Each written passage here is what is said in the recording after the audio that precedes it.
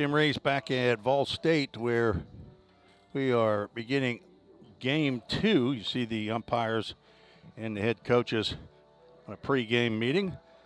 Thanks for joining us as the Pioneers fell 4-3 in game 1.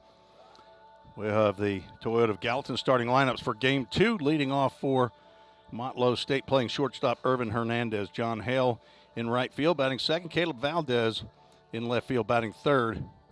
Julius Scarce in center field batting fourth. Gabe Seibert hitting fifth, playing second base. Jackson Cawthorn at behind the plate will bat sixth.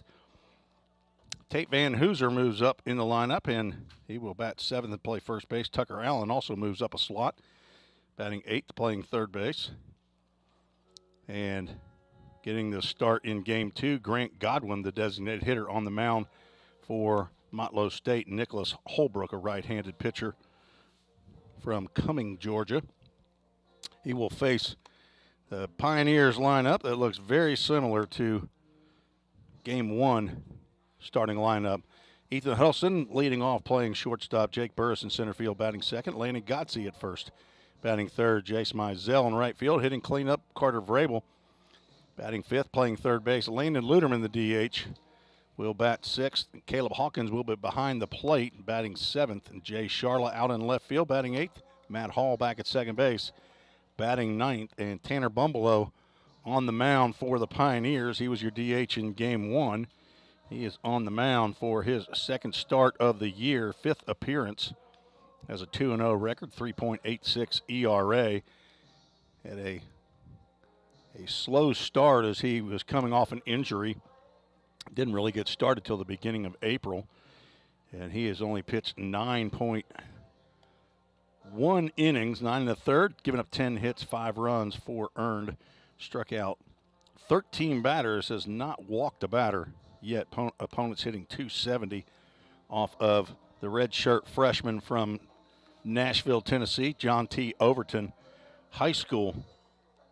He is out on the mound getting ready to face the Bucks of Motlow State. Pioneers, as I said, lost game 1 of the series. Fall to 13-12 in conference play. Motlow State at 12-12, 500 record. Pioneers still in 6th place in the conference. Motlow State still in 7th place. So we are set to get this game underway. Lady Pioneers across the way, across campus, have now tied their game up 3-3 against Motlow State. First pitch driven deep to right center field. Jake Burris on that one. That ball seemed to have died. I thought it was jumping off that bat, but actually an easy play for the Pioneers center fielder, Jake Burris. Samuel Park along with me here for game 2 as Joe Garafola has gone on to handle personal business. Thanks to Joe for joining us for game 1. A wealth of baseball knowledge. Now 1 ball, 1 strike on the batter, John Hale, the right fielder.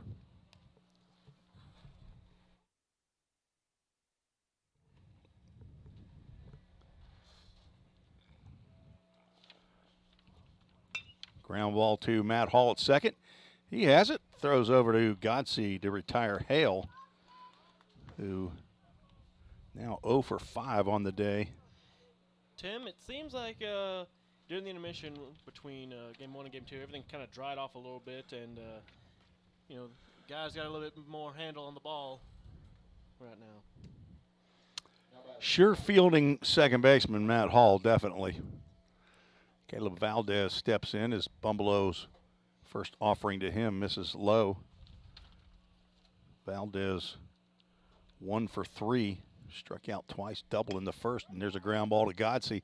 He gets it and will take it himself, step on the bag for a 1-2-3 inning for Tanner Bumbalow. So game 2 starting off well for Vol State. We are heading to the bottom of the first inning. Pioneers looking to get the early lead. You're listening to the Vol State Sports Network.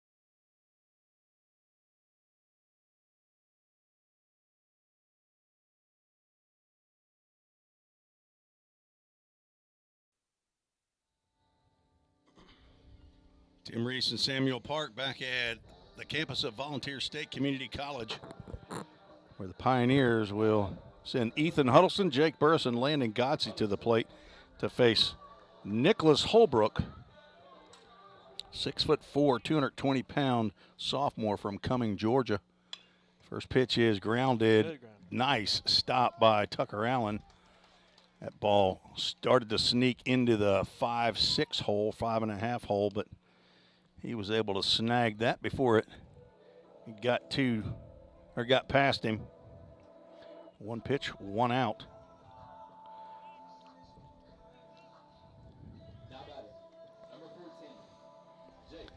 Nicholas Holbrook on the mound for his, I believe, 12th appearance, all starts. And there's another first pitch swinging Jake Burris, and he will single into right field with a one-out base runner. What's that instrument called? A vuvuzela? Is that what that thing's called? I remember they were big back in, what World Cup was that? I'm not sure. It was when Brazil hosted it. I think it was like 04? Young man right in front of the press box has got one. It's a memory I haven't had to think about it in a while. Godsey grounds to third and over to second base, but I don't think he can get it in time. So three straight batters swinging at the first pitch that they see from Nicholas Holbrook. Jake Burris erased on the fielder's choice at second base, and two outs. Jace Mizell steps in. Mizell with 2 RBIs in game one. One came on his 17th home run of the year. Drives that one out into left center field. Got down. They're going to throw back to second base, and Godsey able to get back to the bag in time. Honestly, that was a good hole find, and the ball just dropped pretty good right in between the left fielder and the center fielder. And now Carter Vrabel's up to bat. 2 on. Let's see what happens here.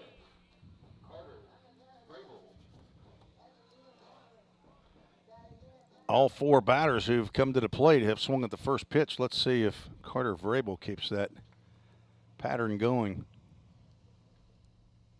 He does. Comes up empty. Vrabel now with a 9-game hitting streak. He extended that in the first at-bat in game 1. Carter ended up 1 for 4 in game 1.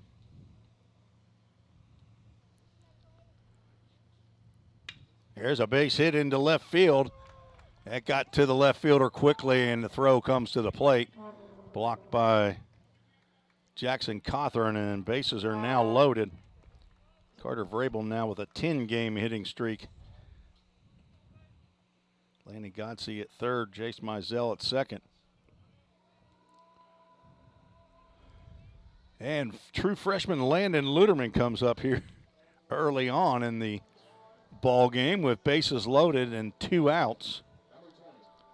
And look at Devin Thrain keeping up with the number of hits we got in the ball game already. Good job, Devin Thrain. Press box gang. Luderman picks up that back leg on a fastball that misses low and inside. Got a couple medical red shirts up here. Alex Qualls, DJ Qualls, our public address announcer, doing a fantastic job all year long. And Devin Thrain, as that pitch is fouled back to the backstop. Devin Thrain is pinch hitting for Tyler Holsworth, who apparently is feeling a bit puny.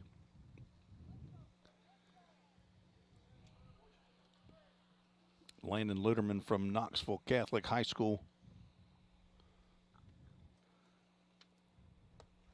gets out of the way of that breaking pitch. That would have hurt the top of the toes.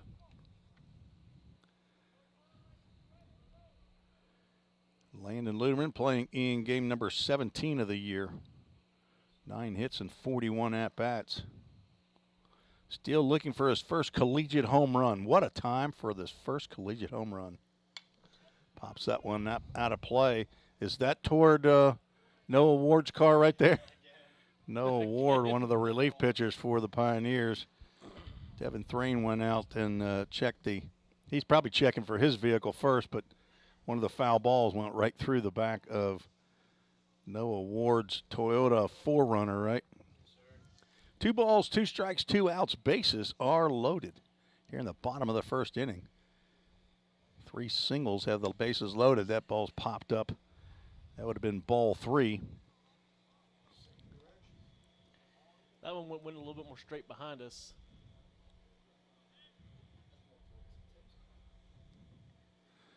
Yeah, my truck is safely tucked away there, DJ Qualls. I parked in front of a tree, so mine should be fine. And we are moving to a full count.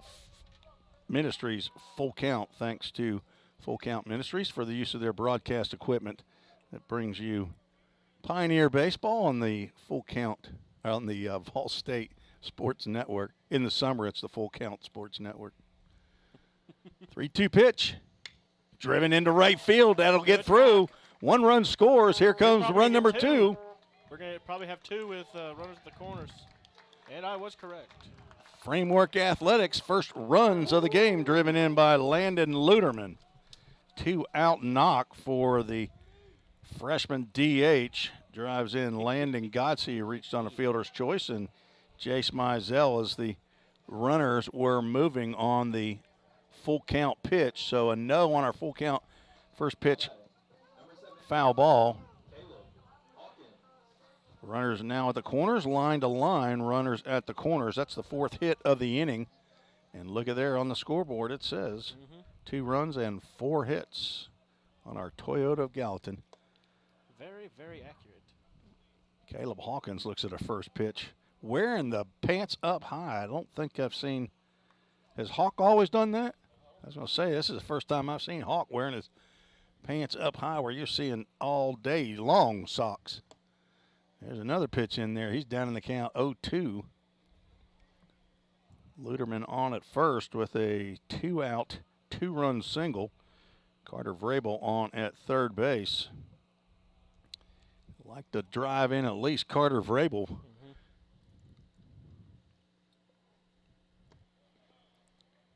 Nicholas Holbrook tried to step on one there and overthrew. Got that one down in the dirt. Caleb Hawkins, redshirt sophomore. He'll be one of the 23 celebrated players tomorrow afternoon. Please join us at about 12:30. And he swings and misses on that off-speed pitch. But the Pioneers score 2 runs on 4 hits. No errors, 2 runners left on. And after 1, Vol State leads 2-0. You're watching Pioneer Baseball on the Vol State Sports Network.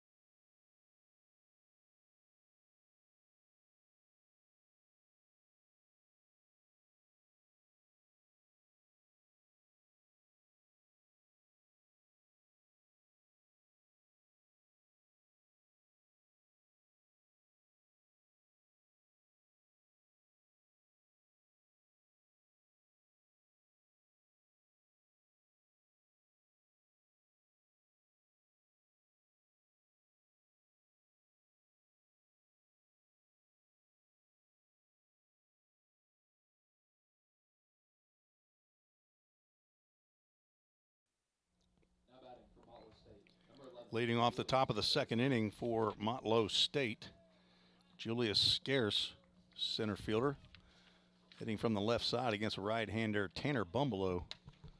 First pitch misses outside. Scarce was 0 for 3 in game one, struck out, reached on a fielder's choice, and grounded out to second base. Pitch on the outside corner, says home plate umpire Chris Judkins. Jake Wolf has taken the gear off and moved out to the bases. See what kind of strike zone Chris Judkins has behind the plate. There's another pitch that apparently stayed outside. It looks similar to the one he called a strike. 3 balls and a strike now to leadoff batter Julius Scarce. MGM Industries foul ball off to the left side. And now we have a full count Ministries. Full count. Here we go. 0 for 1 already to here in game 2 as I believe that was Landon Luderman got that base hit in the right field. And here's a swing and a miss. Now 0 for 2 on the full count. First pitch foul ball. And that is the first strikeout for Tanner Bumbleau. It was probably ball 4. But Scarce, spelled S-C-E-A-R-C-E, takes a hack at that one. Gabe Seibert stands in. Seibert 0 for 1, had 2 walks in game 1 of the doubleheader. Breaking pitch catches the inside corner for strike 1. We did not do a right rug flooring player of the game for game 1, but we're going to give some pitcher love here. Cade Sanders will be our right rug flooring player of the game. He came on in relief of Cade McKee. Went 3 2/3 innings. Did not give up a hit or a run. Did walk 2 batters, struck out 3. Came in and shut the door on the Motlow State Bucks. 2 balls and a strike pitch in there. No, not in there. Just waiting for that right hand, Chris Judkins, to go up. But count goes 3 balls and a strike.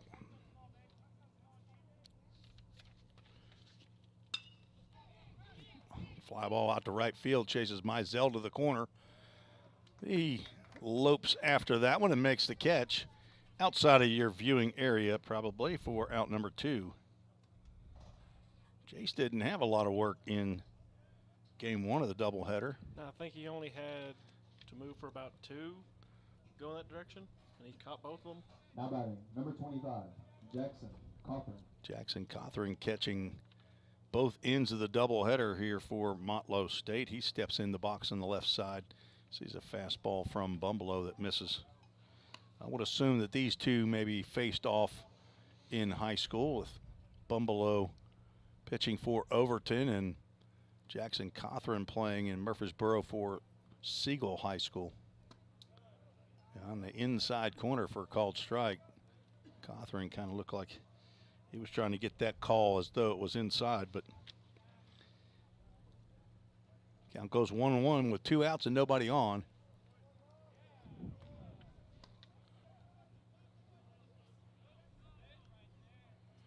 .5'11", 180-pound sophomore heading to Ohio University, going to become a Bobcat and wear a bunch of green.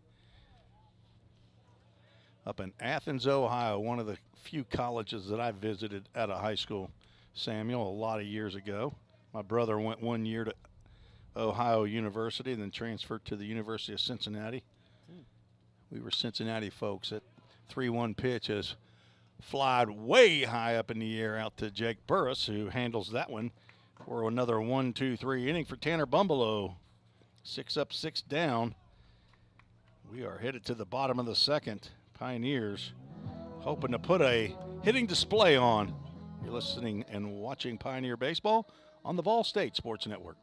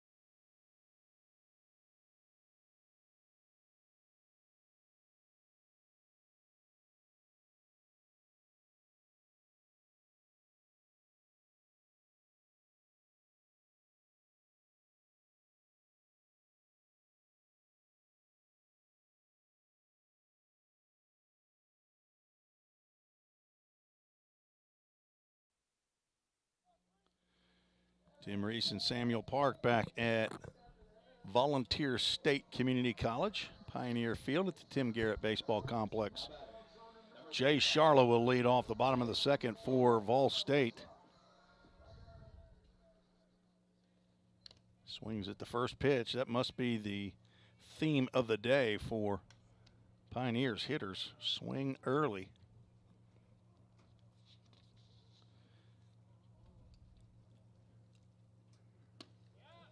Charlo will look at that breaking pitch that just misses outside. 1 ball, 1 strike. Big J Charlo was 0 for 1 in game 1, had 2 walks and did score a run. Starts to go, and that's a good take on a strike on the inside corner. He would have been handcuffed. You got to get out early on that, but he's down in the count. 1 ball, 2 strikes from Riverdale High School. Grounds to second. Seibert gets a nice hop. Will set his feet and throw over to Van Hooser at first base for the first out.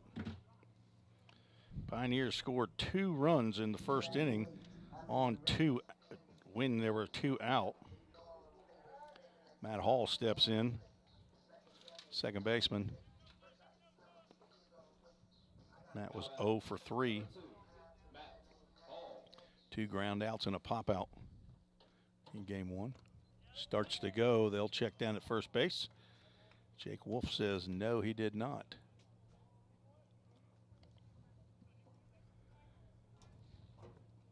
Game time temperature for game 2 was 67 degrees. Starts to go again, but it doesn't matter. Called a strike.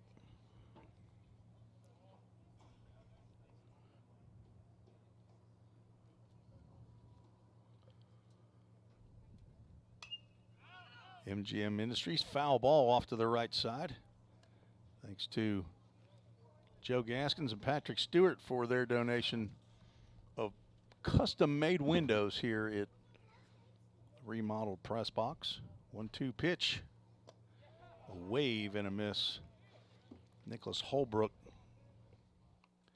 picks up strikeout number 2, and he is 4th in the conference in strikeouts. So no surprise if he strikes out some batters. Came in with 71 Ks. The leader of the conference is Colton Brumley, who is pitching today as Ethan Huddle steps to the plate. Huddleston with 2 outs. He grounded out the third. Starts to go. Check again down at first base. Says he did not go. Same defensive alignment for Motlow State. There's a check swing that'll get back to Holbrook, and Huddleston will take it easy on that hamstring, and he'll be retired on a 1-3 put out. The Pioneers go down in order. After 2, Pioneers lead 2-0. You're watching Pioneer Baseball on the Vol State Sports Network.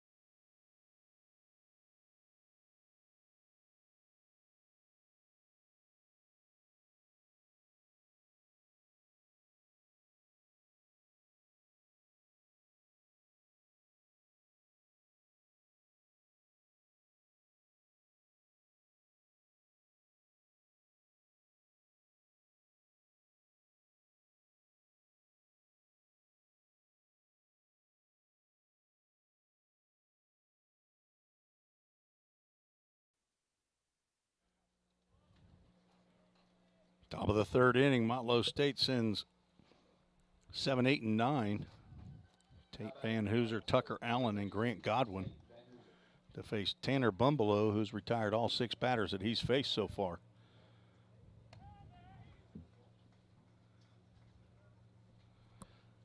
Van Hooser, a couple of hits in game 1, 2 for 2, and also walked. Couldn't keep him off the bases.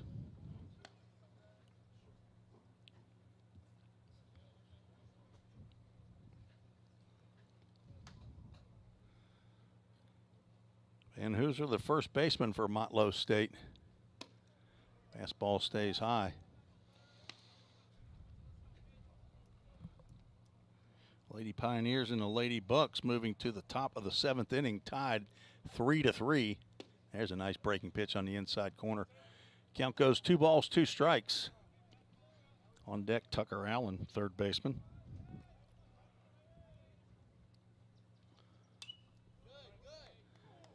MGM Industries, foul ball. Being a Saturday, got several youngsters in attendance here. Normally we play this game on a Friday, and we don't have any kids at a ballpark. 2-2 pitch, overthrown and down in the dirt. Caleb Hawkins retrieves that one, and they'll have a full count. Ministries, full count.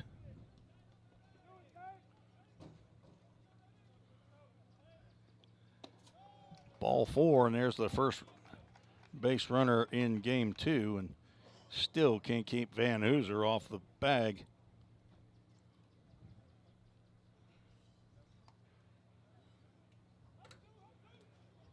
Now batting. Tucker Allen steps in. Allen. He was 0 for 3.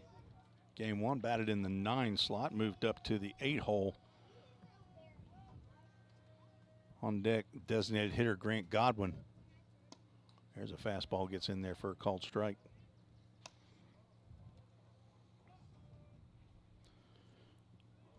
Tucker Allen, a 5'11", 170-pound redshirt freshman from Sparta, Tennessee. Played his high school baseball at White County. Van Hooser dancing over there at first base. That one's popped up into shallow right field. Going to be a tough play as Mizell comes in, and he will make a running catch just in fair territory. I don't know if Matt Hall could have got that one or not, but Mizell, who was a DH last year and occasionally played right field when Dalton Pizer was not available, or coach wanted to get in a new right fielder. Mizell primarily a year ago played DH. He has been in that right field slot maybe every inning except about 6 all year long, and he has done a fantastic job playing defense. Probably the spot he'll be in at Trevecca. He'll go and join former teammate Josh Griffin, who's the starting shortstop for Trevecca Trojans here in Nashville, Tennessee. His left-handed hitting Godwin swings over that one. Grant Godwin from Paducah, Kentucky.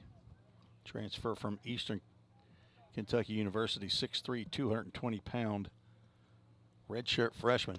He will look at strike 2 at the knees.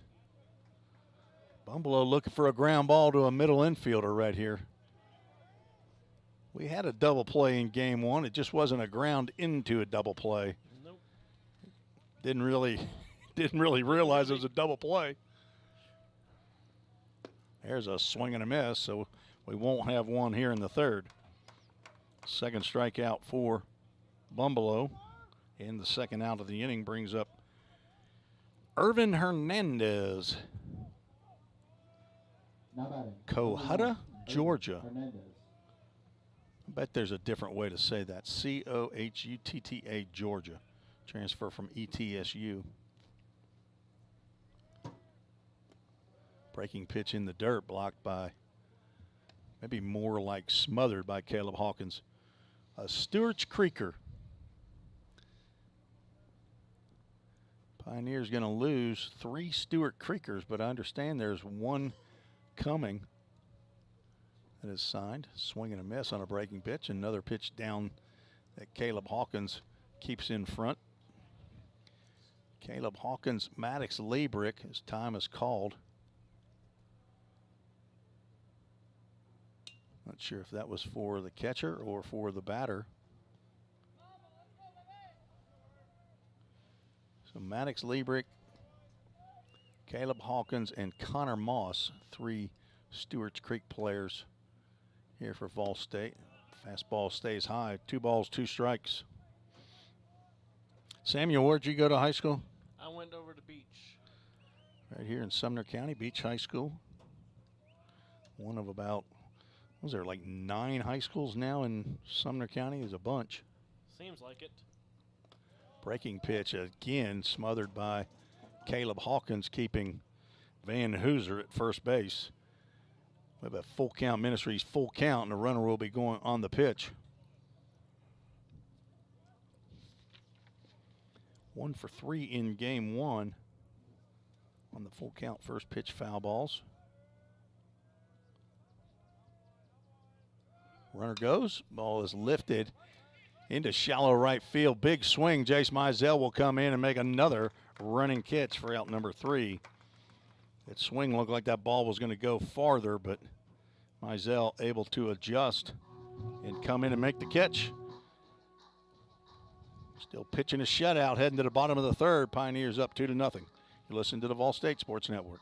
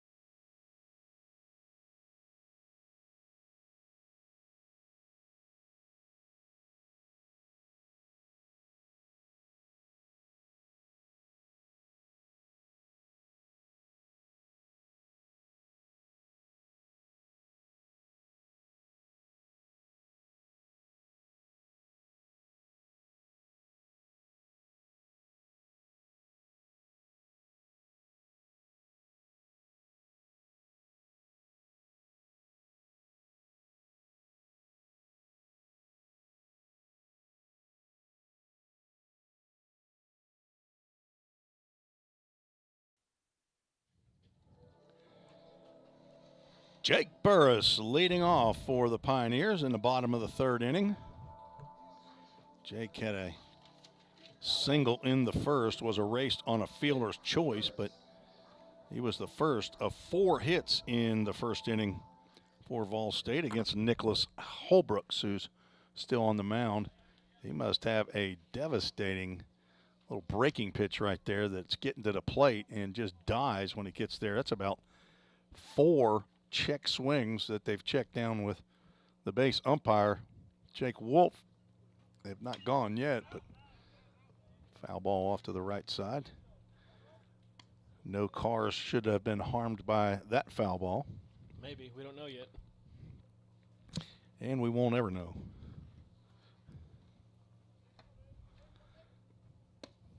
One pitch on the corner, strike 2. The Lady Bucks have scored in the top of the 7th and apparently are threatening with 2 more on and no out. Ooh. Pitch over the head of Jake Burris. Nicholas Holbrooks has 11 bruises that he's delivered this year, 11 hit batters, along with his 39 walks. Starts to go and does not. He holds up, and we'll have another full count, Ministries full count, in 51 1/3 innings coming into today's game. He had 39 walks and 11 hit by pitches, so that's 50 free bases in 51 plus innings. There's a swing and a foul tip into the mitt. So it is a full count first pitch foul ball, but it's also a strikeout in the 3rd of the game for Holbrooks. I love this song.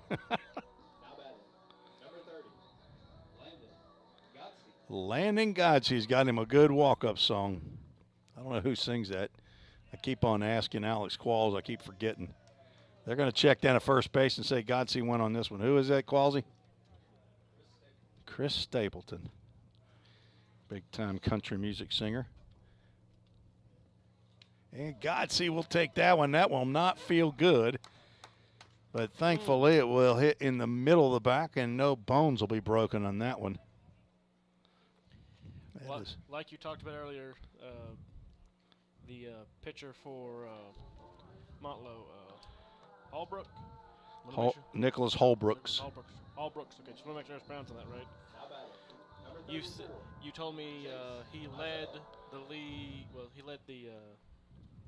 Would it be considered league or would it be considered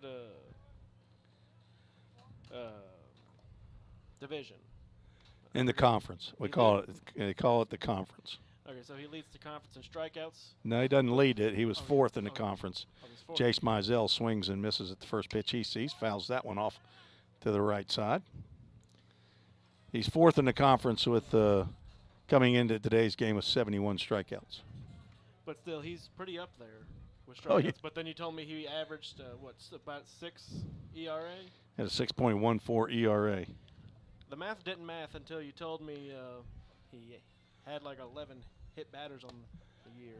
He just got his fourth strikeout of Jace Mizell on that pitch. Not sure what that is. I don't think it's a cutter. It's got to be a breaking pitch.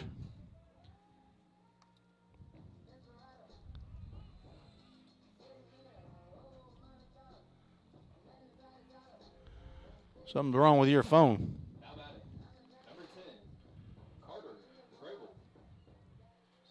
2 outs. Vrabel swings at the first pitch, hits one out to right field. John Hall over toward the line, and he'll make the catch in fair territory for out number 3. No runs, no hits, no errors. 1 runner left on base. We're through 3 innings. Pioneers lead 2-0. You are watching Pioneer Baseball on the Vol State Sports Network.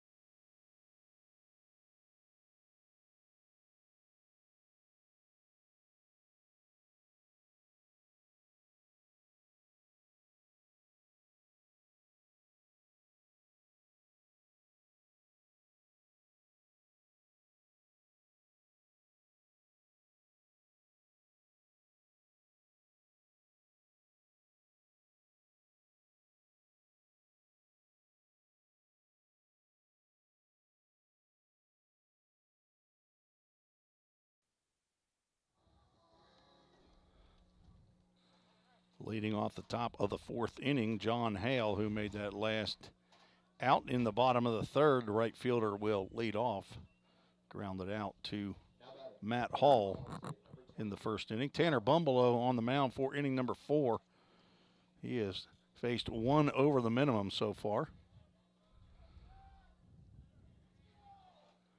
There's a soft line drive that Matt Hall gloves for out number 1.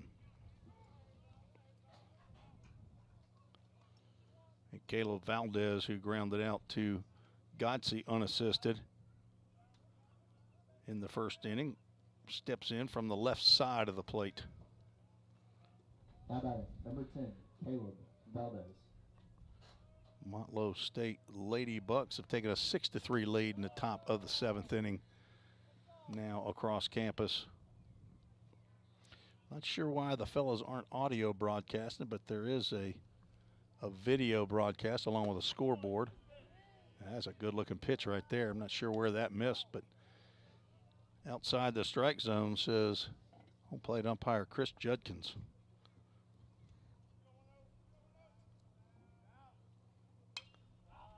MGM Industries, foul ball off to the left side. We've only had 1 ball that came and hit our custom windows, and that was not a foul ball. That was a pitched ball that hit at the plate and bounced over the screen. There's a breaking pitch, catches the inside corner. Called strike. Tyler Holsworth was sitting there running the Toyota Gallatin scoreboard. And good thing it did not shatter. That was headed right for his head. Full count, Ministries, full count to Caleb Valdez, the left fielder, with Julius Scarce on deck. Fly ball out to right field. Mizell back into the gap on the warning track, makes the catch for the second out. Valdez gave that one a ride, but hit it probably about 343 feet. Takes 345 plus to get it out of there in right center field. 320 down the lines, 345 in the alleys, and 380 to dead center with probably a 20-foot high fence in center field. Julius Scarce sees a pitch about letter high on the outside corner for strike one. He struck out swinging the lead off the second inning. Had a good visit with my friend Joe Garofolo talking baseball. Time called there. I'm not sure if it was a quick pitch or not, but Scarce apparently asked for time, and it was granted. Count stays at no balls and one strike. Bumbleau rock and fire, and that ball's popped up in the shallow center field. On comes Burris. He looks like he's settled under it and will make the catch for another 1-2-3 inning for Tanner Bumbleau. We're through 4 innings, scheduled for 7, folks. 2-0. Pioneers lead. You're listening to the Vol State Sports Network.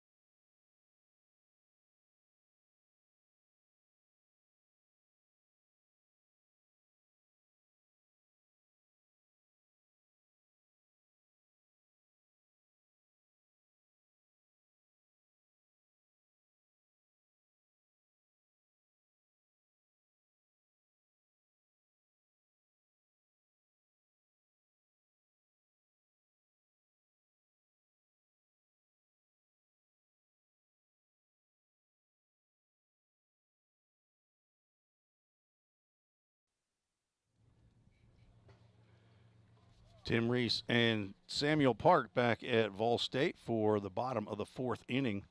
Landon Luderman, Caleb Hawkins, and Jay Sharla scheduled for Vol State in a 2-0 ball game. Nicholas Holbrooks out on the mound. He is dueling Tanner Bumbleau here in Game 2. Pioneers dropped Game 1 4-3. Luderman steps in with the music still echoing as the pitch comes in. DJ Qualls is butting right up against it. He owns this place, he says.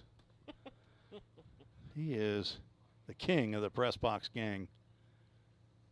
Luderman with a 2-run single in the first inning.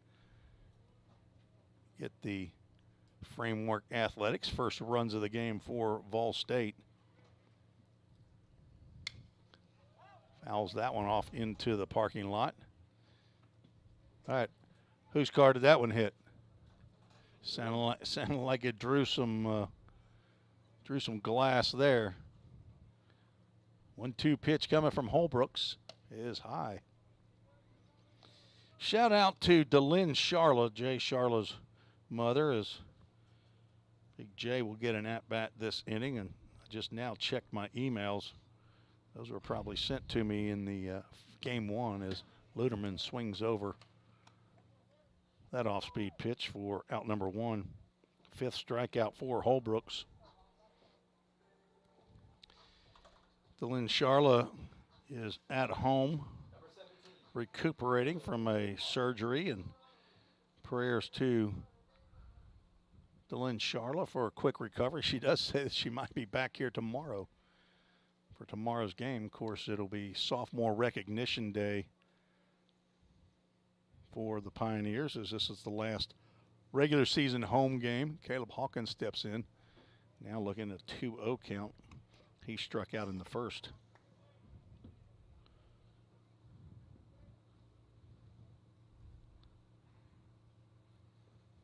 There's a drive. It should get down into the gap. Caleb Hawkins has extra bases on his mind.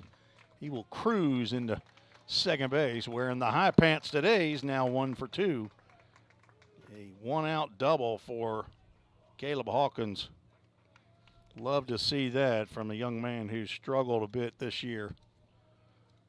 Last year hit .299 as the #1 catcher for Vol State. That is his 4th double of the year.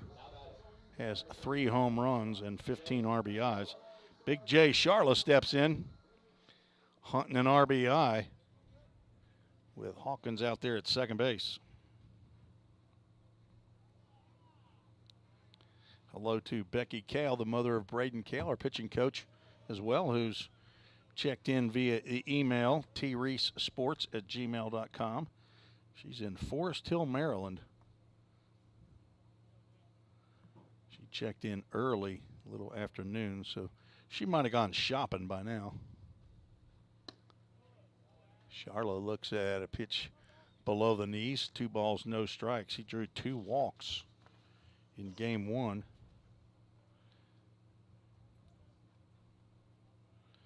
And also hello to Marcia and Alan Rice, who are out in left field, the one set of grandparents of Jace Mizell. There's a ground ball to second. 2 hops to Seibert, and Jay Charla retired. Second time that Charla's grounded out to Seibert. On the play, Hawkins moves to third base. But there are 2 out. Matt Hall steps in. Need another 2-out knock right here. That's what Landon Luderman did in the first inning. See if Matt Hall can pick up an RBI here. Increase the lead for Vol State.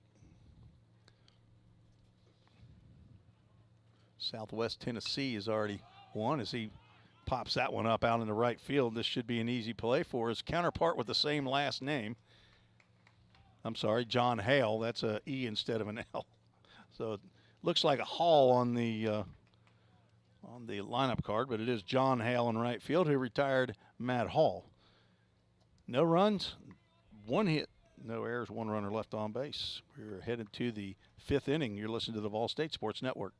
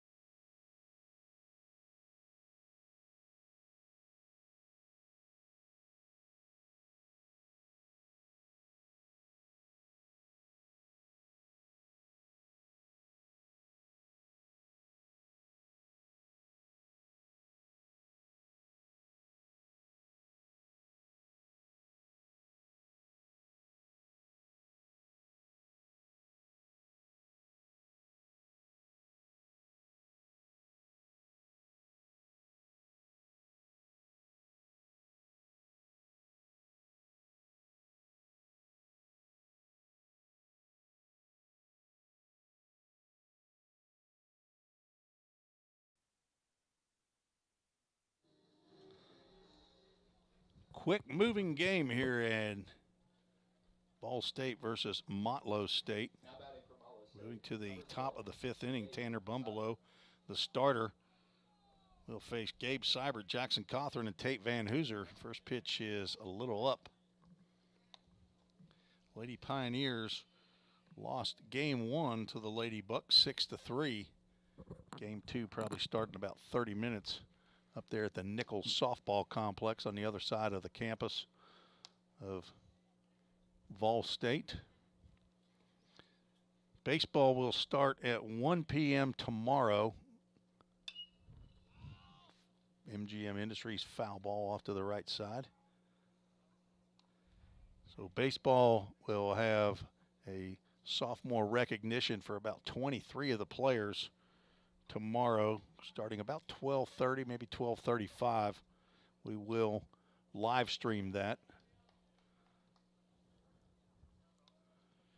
Game time is scheduled for 1 p.m. Softball is supposed to be getting started at noon tomorrow. They, I believe, will also have sophomore recognition.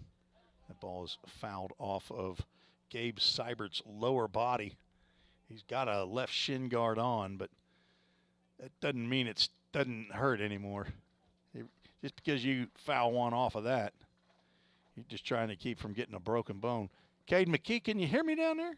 Oh. Should I close the window? Country Cade McKee. Another foul ball. 2 balls, 2 strikes. Got Logan Molnar down there as well. Is that quick Cade Sanders next to Cade McKee down there? Our right rug flooring player of the game. Another foul ball. $8 a pop. Somebody better be on those foul balls. Isn't that right, Clay Sanders? Belmont Hall of Famer, Clay Sanders. Best shortstop Coach Witten ever saw. That is a drive down the left field line, but it will go way foul. Cam Hodges will be the bearer of baseballs. Oh, E on the umpire. Dropped that one just off of camera view. Walter State beat Columbia State in game 1 of their doubleheader, 16-13. Nice pitcher's duel. There's a line drive down the right field line. It's trouble if it's fair, and it's fair. Jace Mizell will dig it out of the corner. Let's see if he goes for third. He will not. He will hold up as the throw gets back into the infield. A leadoff double for Gabe Seibert down that right field line. And Motlow State has something cooking here in the 5th. First hit of the ball game for the Bucks. Let's see if it makes it to the scoreboard. There it goes. There you go, Devin Thrain. I see you working. Jackson Cawthorn steps in. Flew out to center field. 0 for 3 on the day. Hit by a pitch and scored in game 1. Fouled off, and that will get into the parking lot. There's a row of trees that do cover a little bit some of the vehicles in the parking lot, but if you get one over the top of those big pine trees that line the fence off to the left side, then you're parking in the wrong spot.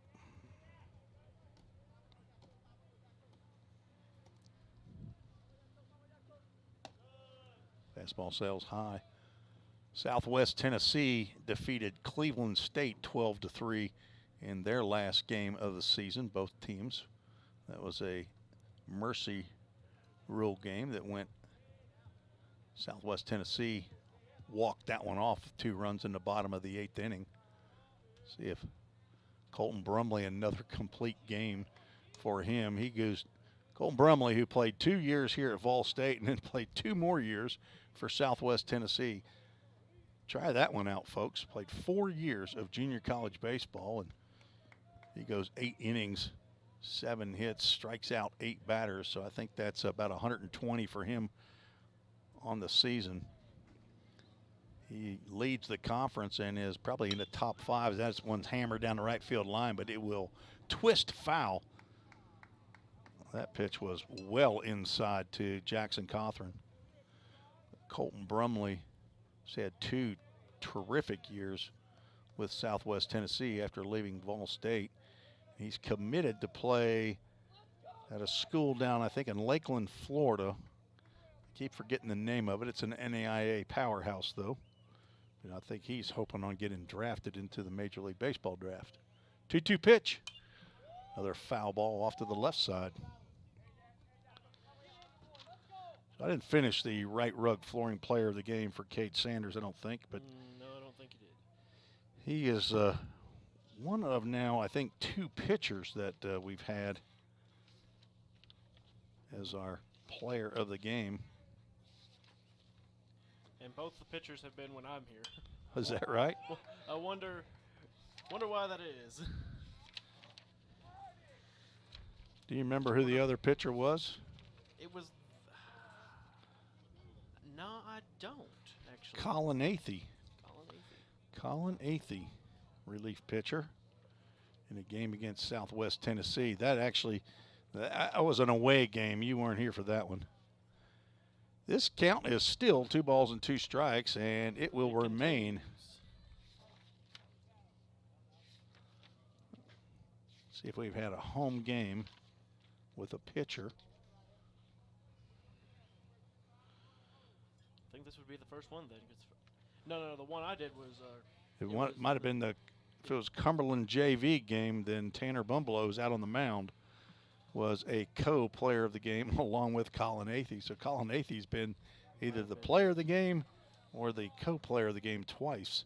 I think he only has 4 appearances. There's a breaking pitch on the inside corner that Jackson Cothran took, but it will be called strike 3.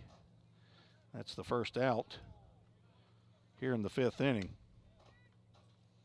Now batting, number 32, Tate Van Hooser.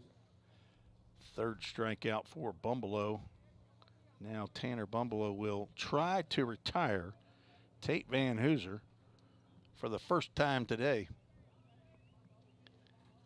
He walked in his first appearance here in game 2. Singled twice and walked once in game 1. Motlow State won game 1 4-3. Scored 4 runs. Pioneers crept back in it with 1 in the 4th, 5th, and 6th. They just could not continue with another run in the bottom of the 7th. Out hit the Bucks, but did not outscore them. On deck, Tucker Allen. The runner goes from second. The ball is fouled off to the right side. Gabe Seibert looking to steal a base. Had 1 in game 1.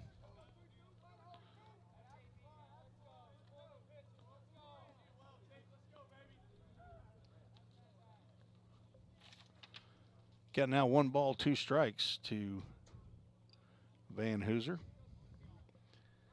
Van and then Hooser, and that's a late swing, and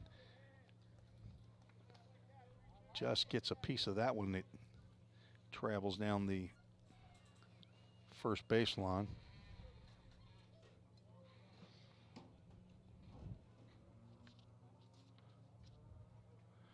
Charla in left, Burris in center, and Jace Mizell in right, as was for game 1. Huddleston working on the pickoff to second base. Seibert does not go. That ball is drilled high and deep, and Jay Charla will get to the fence and see that one go over. And we have a tie ball game. Tate Van Hooser is having a day.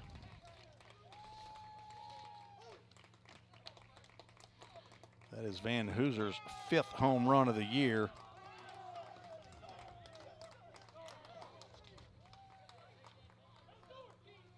He had 2 RBIs in game 1, and he's now picked up 2 RBIs in game 2 with a 2-run shot. A double and a home run here in the inning have tied the game. Now batting, number 2, Tucker Allen. He just got enough of that one as it eked out there.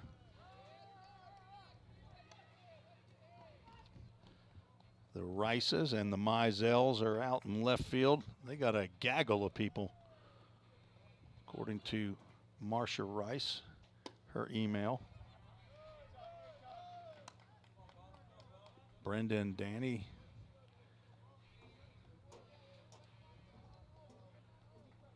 Sean and Jamie.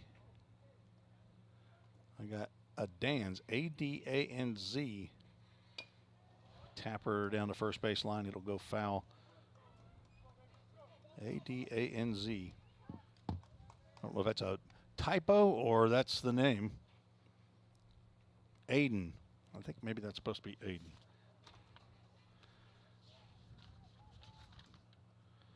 Yes, she's got a younger brother, Aiden.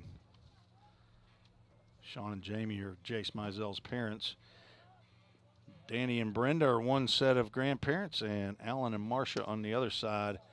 That pitch just missed outside. Count goes 3 balls and a strike.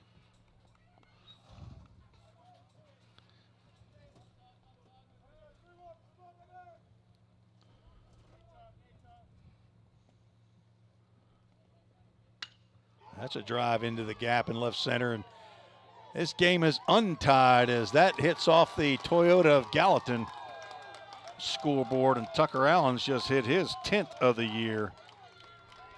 Solo shot, and Motlow State has gone back to back.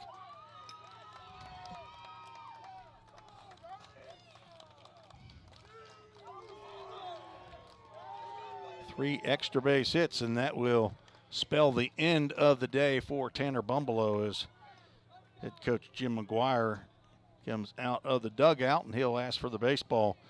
We'll tell you about the new pitcher when we return on the Vol State Sports Network.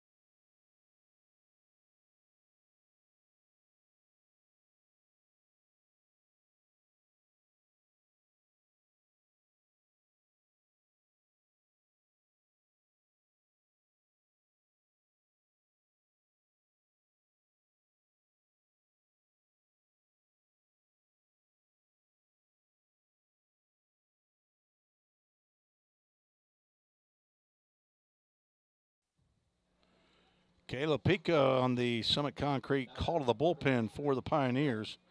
6'6", 170-pound freshman from Overton High School. First pitch into Grant Godwin, left-handed hitting DH, who struck out in the third. 3 runs in the inning, a double and 2 home runs. There's a nice overhand breaking pitch. Pops out of the glove of Caleb Hawkins, but strike 2 called. Caleb Pica and Tanner Bumbleow both attended the same high school. Pica would have been a sophomore when Bumbleow was a senior. Exercise science major, the son of John and April Pica. And count moves to 2 balls and 2 strikes. Caleb Pica with a 1.93 ERA, his 11th appearance of the year, 9th in relief, and he gets a swing and a miss from Grant Godwin, who's now struck out twice.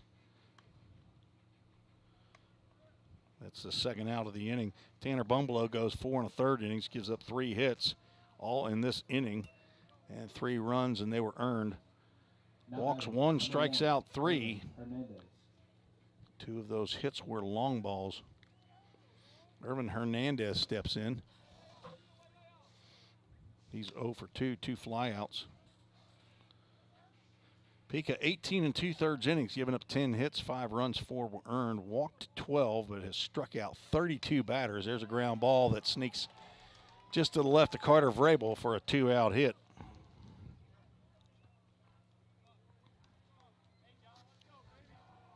And John Hale steps to the plate.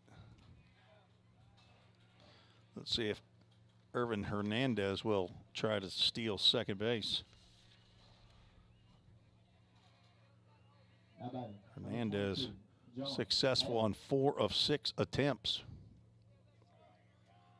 For a leadoff batter, you'd think he'd have attempted more steals than that.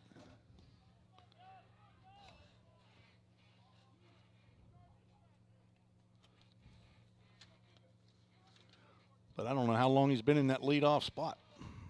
No.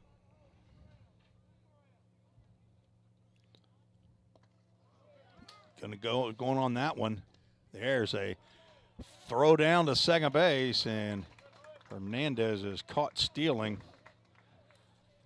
And it looks like Hernandez may be a little bit banged up on that. That is Caleb Hawkins' 12th throw out.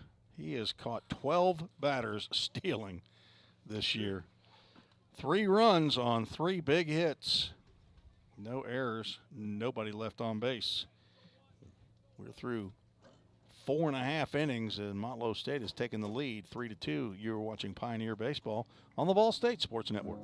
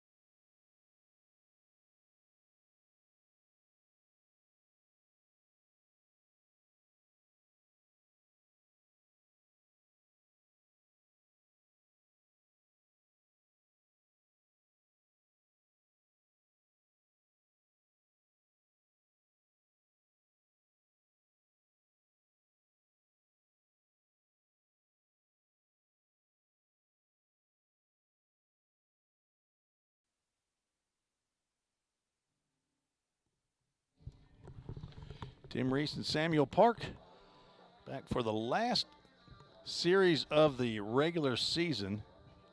This is game 2 of the 3-game set. Nicholas Holbrook's on for inning number 5, and he will face the top of the Pioneers order. Ethan Huddleston leads off. He's 0 for 2. That ball in the dirt. Into the backstop. Huddleston looking for his first hit of the afternoon. Was 0 for 2 with a walk and a hit by pitch in game 1.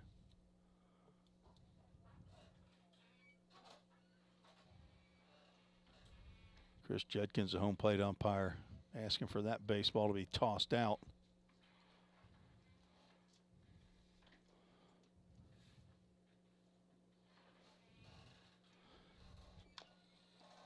Hack taking on that one and fouled to the Pioneer dugout. Big thanks to Right Rug Flooring for their contribution to the remodeled press box. Thanks to Kerry Gilbert, another buddy of mine who provided. There's another hit by pitch. Goodness gracious. So his on-base average is increasing, but that batting average is not. That's his 3rd time to be on base in the doubleheader. He's been on 50% of the time. 2 hit by pitches and a walk. See how many plunkings he's had now. I believe he's up to 10. He is. He and Landon Godsey now have 10. Jake Burris will attempt to bunt. Will miss the pitch. Throw down to first base. Not in time. Jake Burris leads the squad in sacrifice hits. He has 6. The only other person to have more than one is Jay Sharla. Another check of Huddleston at first base. He's back. See if Jim McGuire, flashing the signs down at third base, is thinking about playing small ball here. Let's see if Burris is bunting, and he is, and he gets it down the first base line. Burris will get back up to the plate and make Holbrooks tag him out. I thought Jake Burris was going to carry the bat all the way down, which is not a good look when you're getting tugged out with a bat in your hand. And that is the 7th sacrifice bunt of the year for Jake Burris. Landon Godsey, who's 0 for 1 and a hit by a pitch. So Holbrooks, who came in with 11 plunkings, now with 13. There's a nice sharp breaking pitch, called a strike.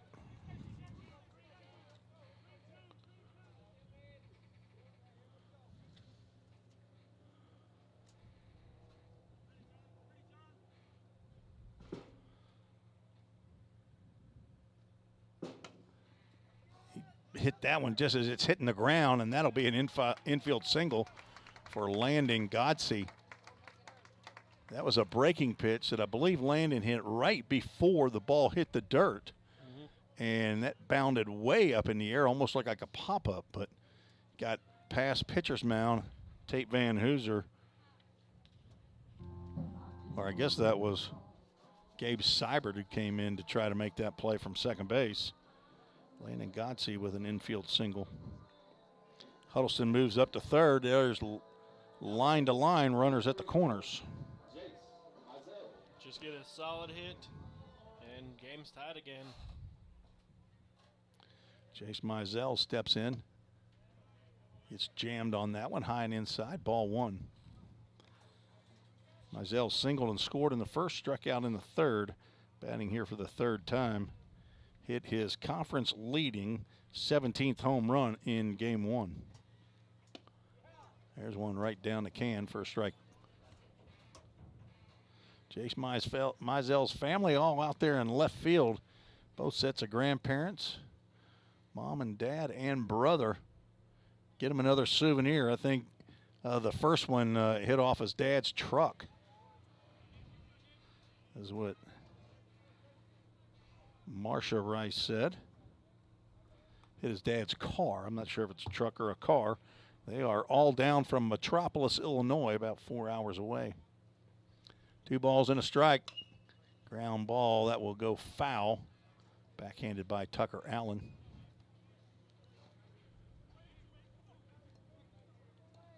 Mizell now will have to guard against that very sharp breaking pitch that Holbrooks has.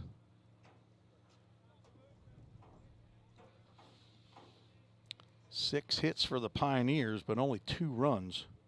Those were scored in the first. There's a drive right back up the middle where it came from. That'll score. Godsey doesn't stop at second. He moves up to third base on the error by Scarce, and on the throw, Jace Mizell moves up to second. Great base running by both Godsey and Mizell. That was a laser up the middle.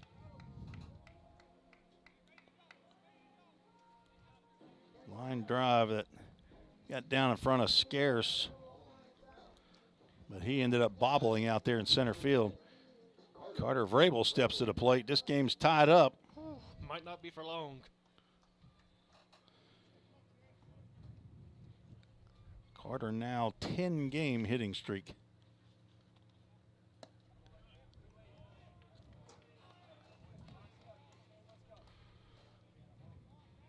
That leadoff hit by pitch for Huddleston comes back to haunt Nicholas Holbrooks.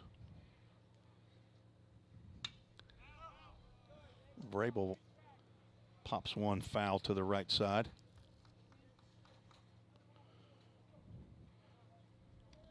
sitting far left in the press box looking out the left window, so I can't really see the guys coming out of the bullpen. I was going to say Caleb Pika comes out of the bullpen. I'm thinking he's not going to get no foul ball. He's stretching behind the dugout. There's another line drive right up the middle. That'll score 2. Carter Vrabel continues his hot hitting on this day 3 of the NFL draft. Dad is otherwise engaged. He might be checking a box score, or I'm not sure if we have a box score, honestly, but maybe he's checking out the broadcast. Hello to Mike Vrabel and all the Tennessee Titans. A 2-run single off the bat of Carter Vrabel drives in Godsey and his roommate Jace Mizell. Landon Luderman steps in. He's 1 for 2. Fastball misses down. That's 3 straight hits off the bat of Pioneers. 3 straight in the same, well, not 3 straight, 2 straight same location, just straight up the middle. Another pitch in the dirt. Nobody warming in Motlow State bullpen. Kind of surprising, as that's 8 hits off of Holbrooks. Swing and a miss on a pitch not even near the strike zone. Landon Luderman had made his mind up on that one. I don't know if his dad's here in attendance or not. Daniel and Shannon in Knoxville, Tennessee. Throw over to first base, and Vrabel back in head first. 5'10", 185-pound freshman. Knoxville Catholic High School. Son of Daniel and Shannon. Brother to Hudson and Easton, and has a Nana in Louisiana and a granny in Arizona. Spins out of the way of that, but not apparently far enough, as he will take a hit by pitch, and that'll be the 3rd hit batter by Nicholas Holbrooks here in the ball game. Vrabel move on down to second base. And there's 1 out, and that was an out that the Pioneers gave up on a sacrifice bunt off the bat of Jake Burris. Who we got warming up down there? 37's warming up in the Motlow bullpen. Did you say 30, 37 or 31? 37 or 31 warming up. 31. 31 warming up in the bullpen, Carson Cheek. So Caleb Hawkins, who doubled the left field in his last plate appearance just an inning ago, but was stranded at third base. There's a pitch way wide. Jackson Cothran has to catch that one behind him.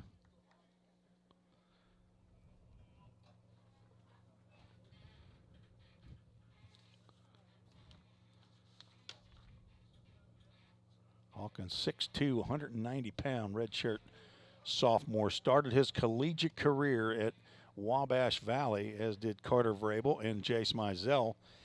After one semester, Hawkins transferred to Dyersburg State, played there the spring of 21, then transferred to Vol State, played in with the Pioneers a year ago. In 35 games, hit .299, had 6 home runs and 26 RBIs, 10 doubles, and was the #1 catcher. The son of Ray and Misty Hawkins and brother to Grant, Haley, and Hannah. Runner goes from second base. That's Carter Vrabel.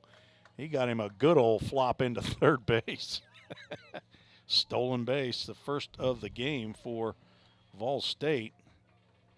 That ground a little bit hard down there, isn't it, Carter? Luderman hung back at first base, and we'll have a line-to-line, runners at the corners with 1 out. Smacked out to right field. Back goes Hale. He will make the catch backing up, but that will drive in another run. Sacrifice fly and an RBI for Caleb Hawkins. Got the job done, and the stolen base pays off for Vol State. That is the 4th run of the inning. Pioneers now lead 6-3. Still have a runner on first base with now 2 outs, and Big J Charlotte steps in. He's grounded out twice to the second baseman. Fouls that one off to the left side, and MGM Industries foul ball. I'd like to thank all of our sponsors, MGM Industries, Right Rug Flooring. We did have a Jersey Mike's sub of the game in Game 1. Jersey Mike's located almost directly across the street from Vol State.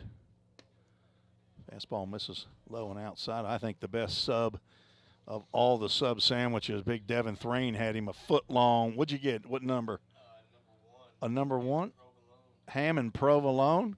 I'm partial to the number 9 Club Supreme. That ball hits Jay Charlotte in the PAs down there in the feetsies.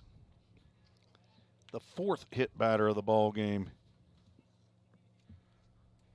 for Nicholas Holbrooks. Runners now at first and second. Anyway, anyhow, says Jay Charlotte. That's what I want to do. I want to get on base. Matt Hall steps in. He's 0 for 2. All right, Matt, good time to pick up your first base hit of the day.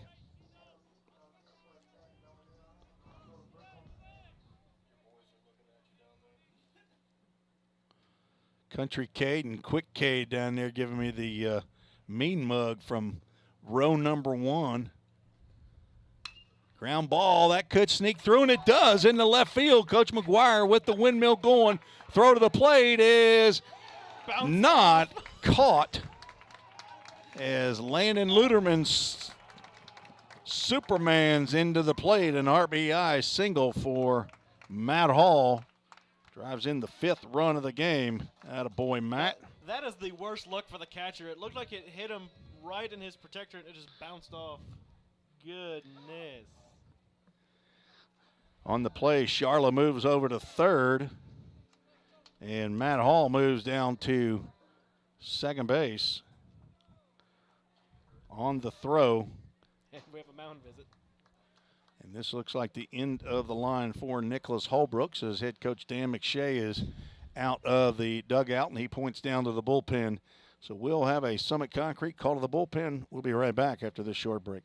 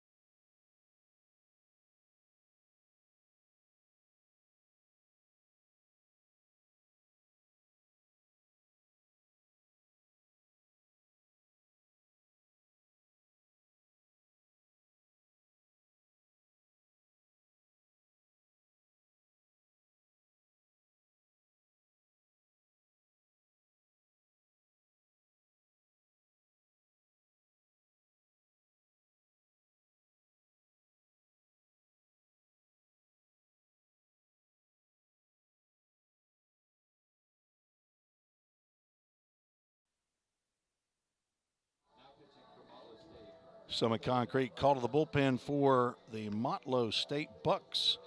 Carson Cheek with a 4.26 ERA, 6 foot, 215-pound freshman from Lewisburg, Tennessee, Marshall County High School product. In his 12th appearance of the year, 19 innings, 17 hits, 10 runs, 9 earned, walked 18 and struck out the same number. He's given up 4 home runs. Opponents hitting .230 off of the freshman right-hander. And he will come on with 2 outs and runners at second and third here in the bottom of the 5th with 5 runs across for Vol State on 4 hits. there have been plenty of hits coming from the pitcher's arm as well, as there have been 3 hit batters in the inning along with 4 hits. Nicholas Holbrooks goes 4 2/3 innings. He gives up 9 hits and so far 7 runs. 2 runners on base are his responsibility. And Ethan Huddleston, who led this inning off, steps into the box. He was plunked for the 10th time this year and scored the first run here in the bottom of the 5th. 7-3 lead. That pitch misses down. Jackson Cawthorn has to keep that ball in front of him. He's got to act like UC Saros if you're a hockey fan, or former Nashville Predators goalie Pekka Rinne.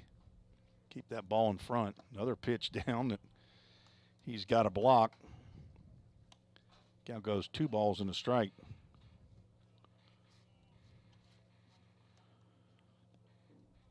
I wouldn't say the Pioneers are broken it open, but it's a nice response after 3 runs in the top of the inning, and there's another ball in the dirt. Jackson Cawthorn right now is getting beat up. There is a base open, but I tell you, the top of this lineup, the first 5 guys are Huddleston, although does not have a hit yet, but he's dangerous at the plate. He's been on base 3 out of 6 times. He will look at 3-0 pitch. I was about to say, are we going to end up having a situation where we end up having a run rule by a bunch of walking? I don't think so. Swing and a miss on like a changeup. Again, that ball is dying when he gets to the plate. We'll have a full count. Ministries full count.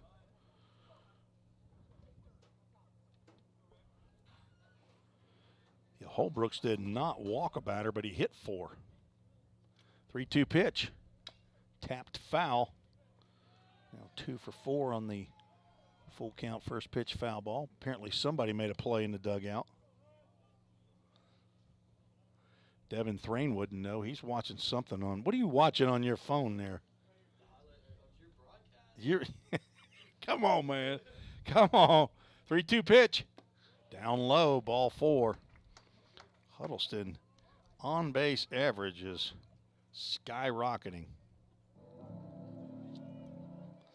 Jake Burris will get a chance to swing the stick after a sacrifice bunt earlier in the inning. He had a pitch riding way inside on him, and he got that bat on it and grounded it down the first base line. Nicholas Holbrooks ended up picking it up and tug out the retreating Jake Burris. He has thrown, what did he throw? 6, 7 pitches. 7 pitches to Huddleston, now 8 pitches, and 6 of them been in the dirt, hadn't they, Samuel? Yes. Good night. Samuel Park, a communications major here, is that right? Yes, sir. Okay, in your first year? Yes, sir. At Volunteer State. Did some basketball broadcasting for the Lady Pioneers and the men's basketball team this fall. He and Kurt Raines handled all of the play-by-play duties. That was a strike called. That's a strike. 1 ball, 1 strike to Jake Burris with the bases juiced at 2 outs. Pioneers, when the bases have been loaded, has been with 2 outs primarily. Haven't seen the big hit yet with the bases loaded. Although Landon Luderman, I believe, did have bases loaded in the first inning. Drove 2 in. There's that overhand breaking pitch that apparently stayed outside. I thought home plate umpire Chris Judkins fixing to call that a strike. I thought he was too. And I wouldn't have disagreed with him. I've seen it called a strike. 3 balls and a strike. Burris should have a pitch to hit here, and he won't. That will be an RBI walk. And the 6th run of the game, 6th run of the inning, comes in 6th of the inning, 8th of the game. Goodness. And there's that song again. Chris Stapleton with Landon Godsey stepping to the plate. He had an infield single. Been hit by a pitch. Also reached on a fielder's choice. Time to drive in some runs right here, Godsey. Overhand slow curveball in there for a called strike. I bet you his mom and dad, Paul and Suzanne, are here. I see Suzanne. Paul, are you here? If not, send me an email at treesesports@gmail. And there's a line drive And that it's caught. Tucker Allen gets up on the ladder and makes a play for out number 3. A line out to the third baseman. Retires the Pioneers, but not before they score 2, 4, 6 runs on 1, 2, 3, 4 hits. There was 1 error, 3 runners left on base. We are through 5 innings. The game was running along at a really good clip, and then all of a sudden 3 runs in the top of the 5th and 6 in the bottom give the Pioneers an 8-3 lead. We're going to the 6th. You're watching Pioneer Baseball on the Vol State Sports Network.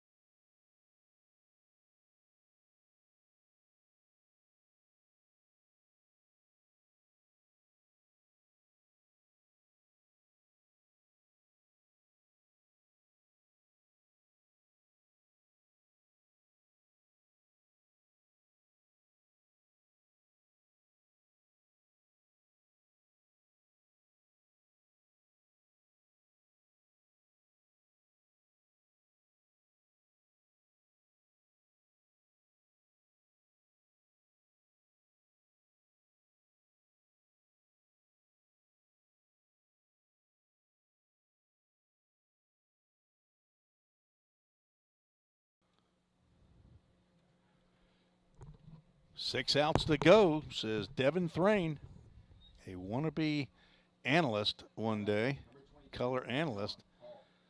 Thrain, we might have to get you up here tomorrow on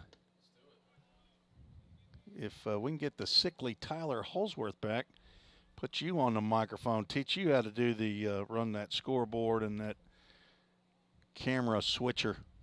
Caleb Pika back out on the mound for Vol State. He is facing 2, 3, and 4 in the Motlow State lineup. John Hale, Caleb Valdez, and Julius Scarce. Just missed downstairs. Count goes 2 balls and a strike. Hale 0 for 2. 0 for the day. Now 0 for 6.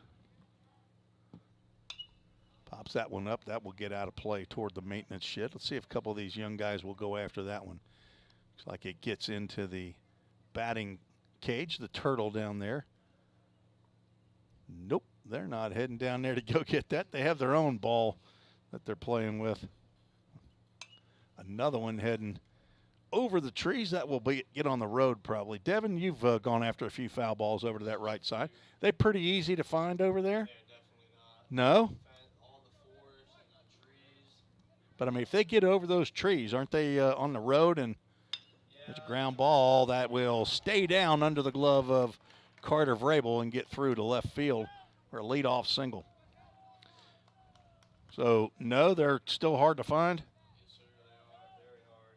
You got barbed wire fencing through the trees and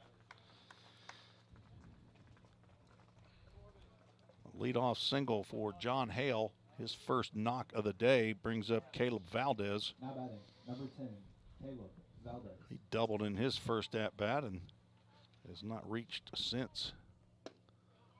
Strike called at the knees. So Jay Charlin left, Jake Burris in center, Jace Mizell in right, Carter Vrabel at third, Ethan Huddleston at short, Matt Hall at second, Landon Godsey at first, and Caleb Hawkins catching Caleb Pika, who delivers a curveball just outside. They'll check with Jake Wolf, umpire in the middle of the infield, and he says that Valdez did not go, and I happen to agree with him.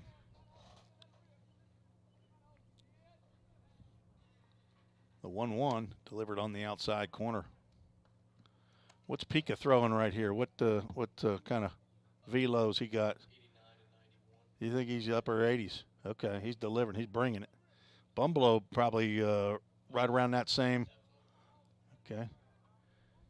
Took Caleb Pika a little bit of time to get into the lineup, and he gets a called strike 3 on that outside corner. That is his second strikeout of the ball game. Brings up center fielder Julius Scarce, who's 0 for 2. Scarce, one of their better hitters. He's 0 for 5 on the day. Scarce from Lexington, Kentucky. Transfer from Ren Lake, and he's committed to EKU. Pitch is called a strike. Throw down. Hale goes in standing. So Caleb Hawkins is 1 for 2 on throwing out base runners. Count goes 0-1 to Scarce. So he's committed to Eastern Kentucky University. I believe they still play in the Ohio Valley Conference, OVC. There's just outside. Pretty similar to that pitch that caught Valdez looking. Scarce came into the day hitting .347, lead the team with 41 hits, on base average of .451, second to John Hale, who's standing down there at second base. That was the first time that he'd been on base all day. So you're doing well if you can keep these two guys off the bases.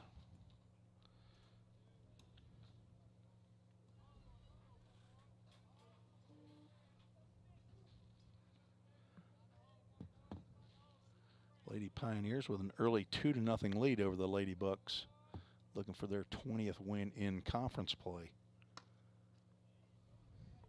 Another one misses over in the right-handed batter's box. On deck, Gabe Seibert.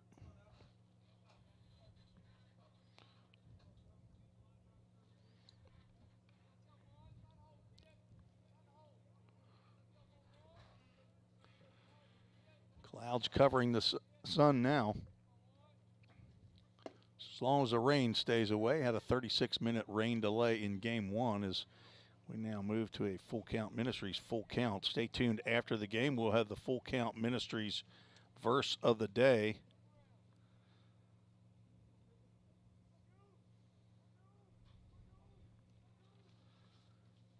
Delin Charla has sent in a verse from the other day as that pitch is swung on and fouled off.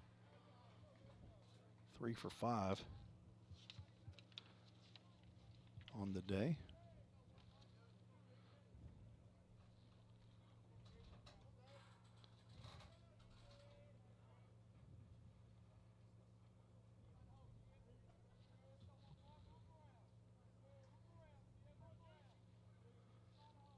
Three-two pitch coming from Caleb Pika. Couple looks back at second base. Hale stays put. And there's another swing and a foul ball. Scarce just got a piece of that. That was ball 4, though.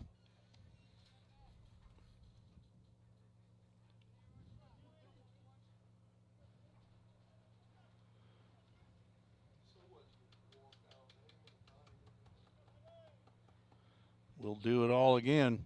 1 out, 1 on. Pioneers with an 8-3 lead. Thanks to 6 runs in the bottom of the 5th. We're scheduled for 7 innings here. Pitch is swung on and missed. Caleb Pika gets Scarce swinging. With 2 outs, Gabe Seibert steps to the plate. Pika had a 2-inning stint the other day. Faced 6 batters and struck out all 6 batters.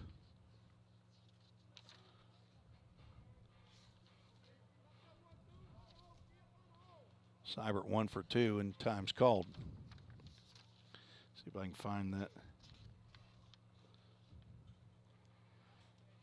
He started up in Wabash on Tuesday, so I don't anticipate that he'll go too long, but he had 2 innings, pitched very well.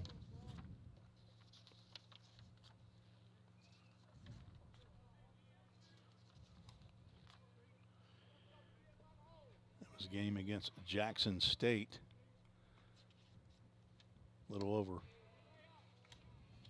2 weeks ago on a Friday. Game 1 of that series. He came on in relief of Cade McKee and through 2 innings struck all 6 guys that he faced. Struck them out. That's what you call a dominant performance. Looking to strand a runner here in the top of the 6th inning. Foul ball off to the right side. Pioneers in the bottom of the 6th will have Jace Mizell, Carter Vrabel, and Landon Luderman scheduled to appear. Pioneers looking to split the doubleheader here today and then get a win tomorrow in the final day of regular season sophomore recognition. 1-1 pitch in there for a called strike.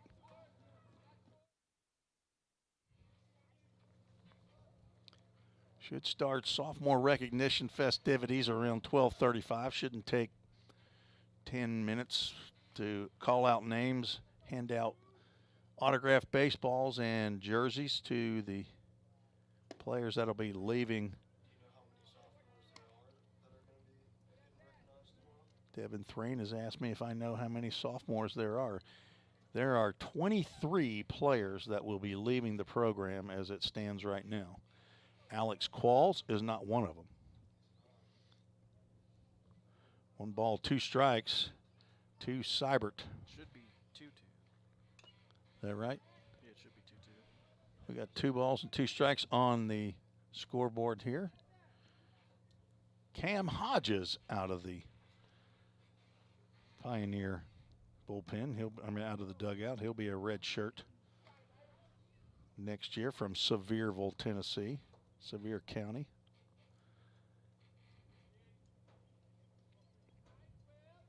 Count remains 2 balls and 2 strikes.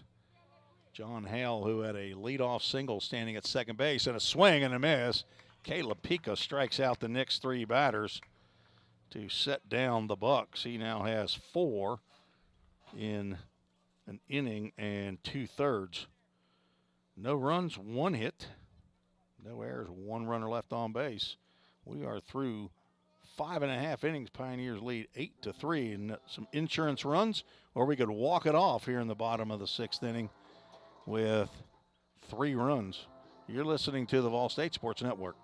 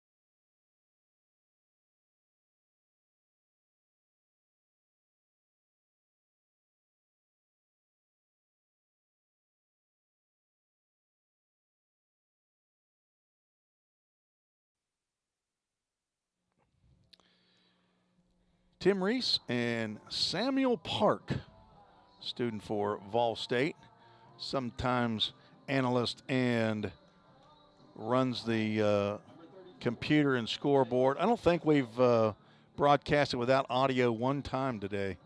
It helps to have that second person, Samuel. Thank you very much for being here. No problem.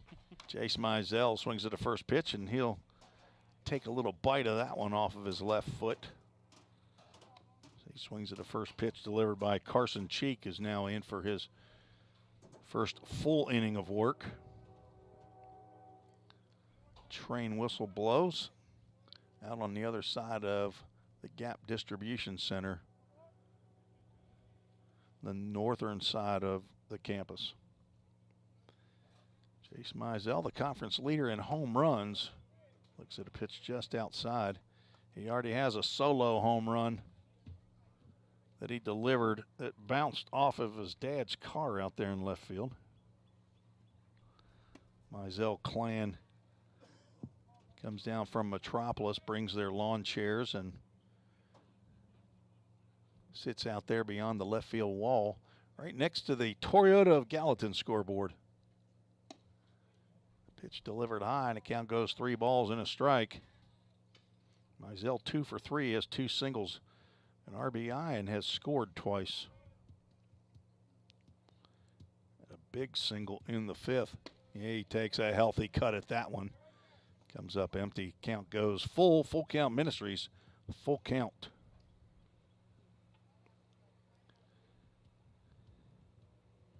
Three-two pitch. Swung on and missed. Down goes Mizell. That brings Carter Vrabel to the plate. Been feast or famine for Jace Mizell here in game 2. 2 singles and 2 strikeouts. First strikeout for Cheek. Vrabel with 2 hits and 2 RBIs and a run scored here in game 2. 3 hits on the day. Say that's 3, maybe it's 4. Nope, 3. Went one for 4, taps 1, foul down the third base line. Carter was not feeling well earlier in the week. And to get some medication in his body, and I believe he's feeling a whole lot better here now. 0-1 pitch. Grounded, that will get through into left field. Tucker Allen tried to make a stab, and that is another 3-hit ball game for Carter Vrabel. He's had a couple of those here lately.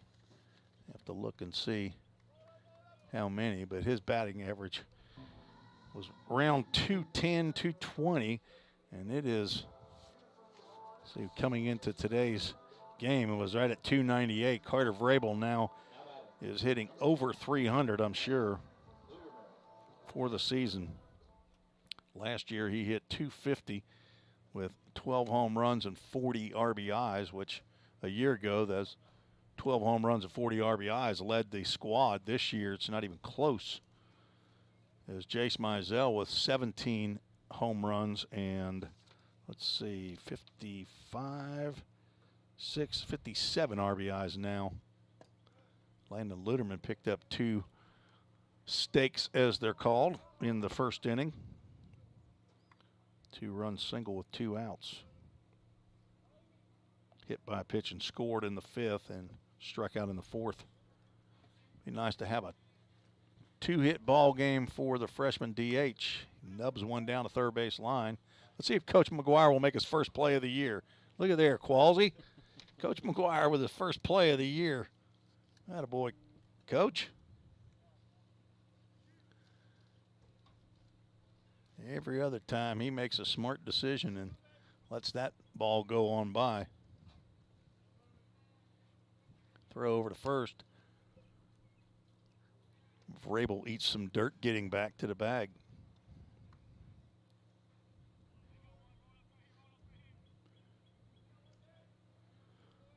See if Carter Vrabel's going to lull them in. He's going to take off to second base. He does not go. Overhand breaking pitch misses.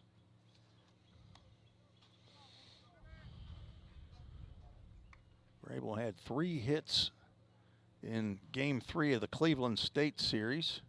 Had 3 hits in Game 3 of the Jackson State Series. 3 hits in Game 2 as another throw over to first base of the Southwest Tennessee Series. Also had a 3-hit game at Calhoun, a 4-hit game against Vincennes, and another 3-hit game against Calhoun. Game 1 of that doubleheader. There's a drive out to right center, and that will hold up. Carter Vrabel will start to go to second base on the fly ball, but as he tug up, he will head back to first base. That must have gone off the end of the bat. I thought that ball was hit a lot better.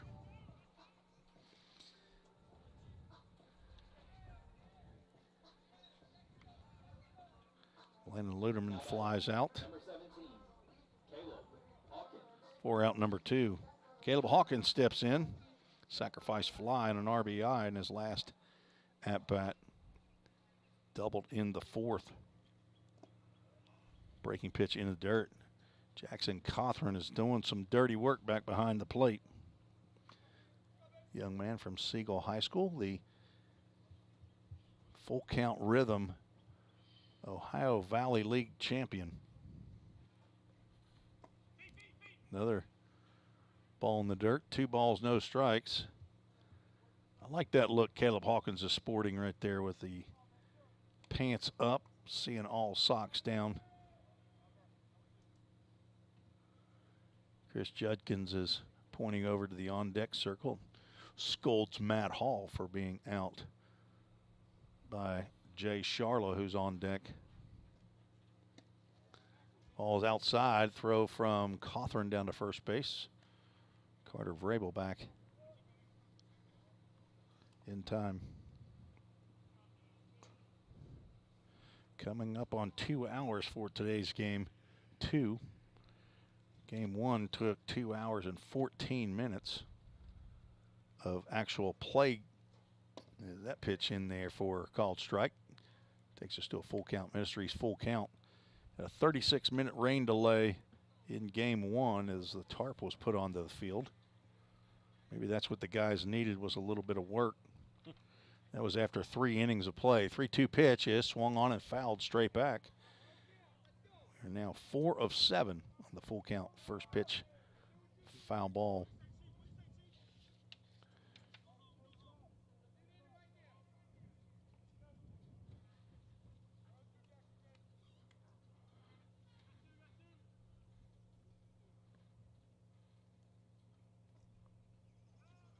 Runner goes.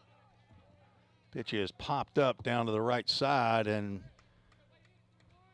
John Hale will make the catch in fair territory right at the line for out number 3. No runs, 1 hit, no errors, 1 runner left on base. Heading to the 7th, Pioneers need 3 outs before the Bucks can score 5 to get a split of this doubleheader. Stay with us. You're watching Pioneer Baseball on the Vol State Sports Network.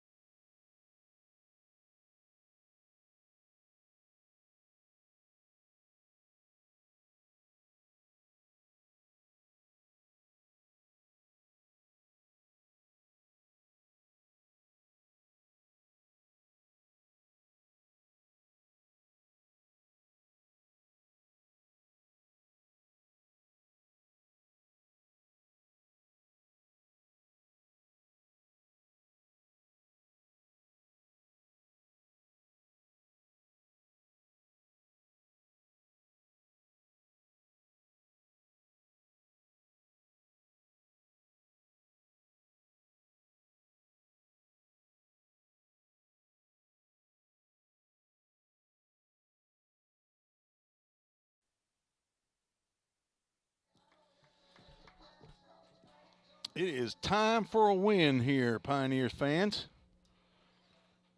Caleb Pica out for the Pioneers, trying to nail this one down.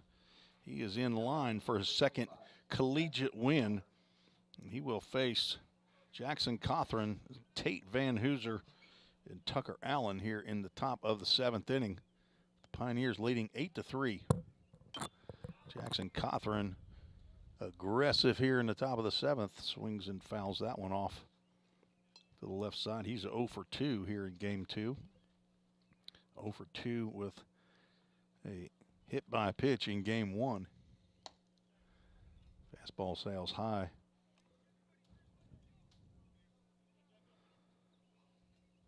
Pika's second full inning of work. He came on in the 5th inning in relief of Tanner Bumblelow. Just misses outside with that breaking pitch.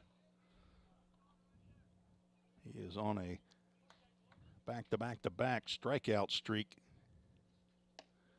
Now 3 balls and a strike to the left-handed hitting Jackson Cothran.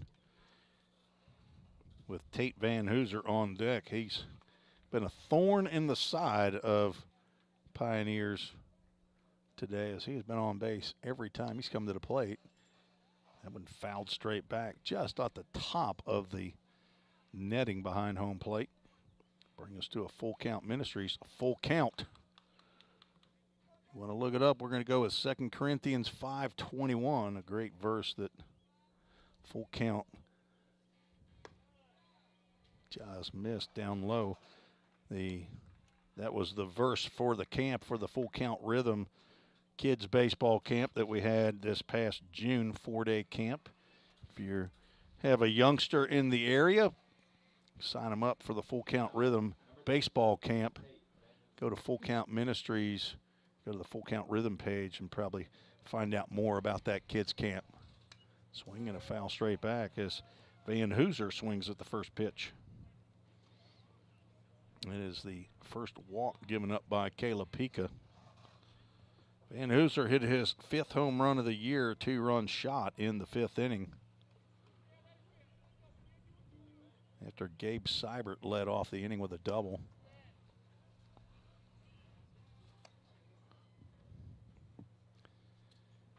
Group of kids that I had at the Full Count Rhythm Camp last year were 3rd graders, about 8 years old. That's a 22 or to 25 word verse at 2 Corinthians 5:21, and by the end of the 4-day camp, those 25 to 30 kids memorized that verse. Pretty amazing. Pioneers looking for a do-dat double play, and there it is. Let's see, backhand by Hall to Huddleston on to first base, and a do-dat double play. Do-dat Communications providing signage for the Pioneers. That's the old 4 to 6 to 3 double play. Just what the doctor ordered. Now batting, number 2, Tucker Allen. It's all better, Samuel, when you predict it right before it happens. Oh, Okay, yeah. You've already. I'm already crumpling up the sheet. Yeah. I'm predicting we're done here. Samuel Park has just crumpled up his score sheet Well, it's over. on a piece of notebook paper. He's done with this game. I got a feeling it's over. There's It's a- Jover. Mm. It's Jover. It's Jover. Does that mean it's just over? Yep. Tucker Allen in there and looked at a 1-0 breaking pitch. It looked beautiful from Caleb Pika. He has delivered 3 out of the zone, according to the only person that counts, and that's Chris Judkins, the home plate umpire. Tucker Allen hit a home run in back-to-back fashion right after Van Hooser hit his 5th. Allen hit his 10th of the year. Now looking at a 3-1 count. Third baseman for Motlow State. He will take a walk. Second walk of the inning. That's Caleb Pika's. What he's thinking he's going to do this inning apparently is put him on and let the infield take him down. We'll have a pinch hitter here, number 27, Caleb Gupton, Gupton, from Jolton, Tennessee, a hometown boy, Davidson Academy. Caleb Gupton will pinch hit Now for batting, Grant number Godwin. 27, Caleb Gupton. Thought I saw somebody with a DA hat on earlier. So that will take down Godwin, who is a left-handed hitter, and go righty-lefty matchup here. And Gupton takes a healthy hack at the first pitch he sees from Caleb Pika. So a couple Calebs, one with a C, one with a K. Breaking pitch in there for a strike, and Gupton now down in the count 0-2.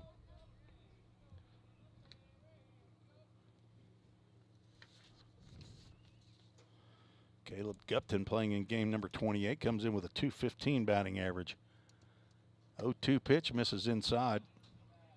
He has 1 home run, 8 RBIs. 14 hits and 65 at-bats. Half of his hits are for extra bases, 6 doubles and a home run. Swing and a miss. Caleb Hawkins has it squared out of his glove. He'll throw down to first base to complete the strikeout.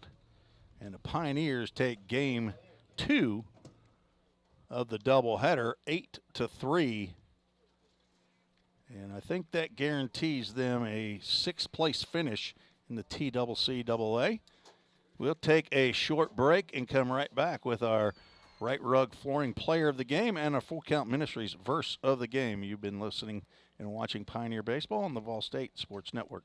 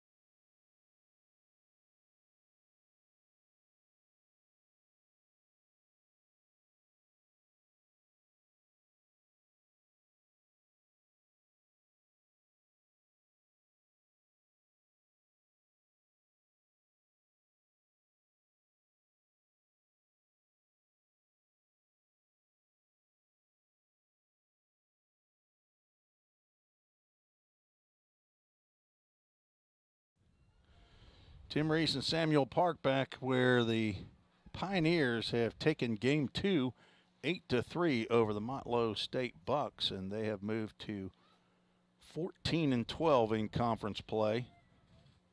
Motlow State drops to 12-13 in the conference. Pioneers get their 30th win overall in their 50th game, so they move to 30-20 on the season. Motlow State moves to 24-20. The Right Rug Flooring Player of the Game, a pitcher again, Caleb Pika, who came on in relief of Tanner Bumblelow and shut the door once again, just like Cade Sanders did in game 1. Did not give up a run. There were 2 hits. They were back-to-back, and then he ended up striking out 3 straight batters. So he strikes out 5, walks 2, and gets his 2nd win of the year. Moves to 2-0, young Caleb Pika. Nicholas Holbrooks takes the loss. He moves to 2-6 on the season. The Right Rug Flooring Player of the Game. There's Will Trapp. I didn't know Will Trapp was here. Another Stewart's Creeker. Man, player for the Pioneers last year. Just saw him stepping down off of the bleachers. Our Right Rug Flooring Player of the Game, Caleb Pika, left-handed pitcher from Overton High School.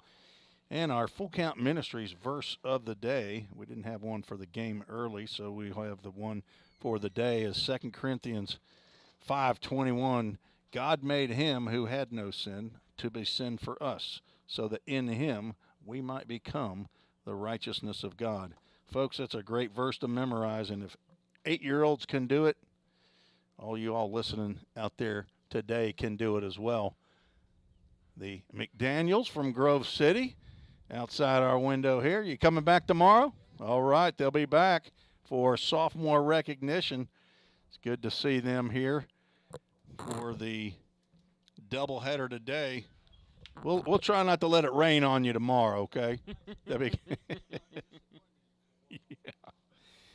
All right, the Pioneers take game 2 of the doubleheader. We could have just talked to Will Trapp here. He could have been our alumni spotlight here.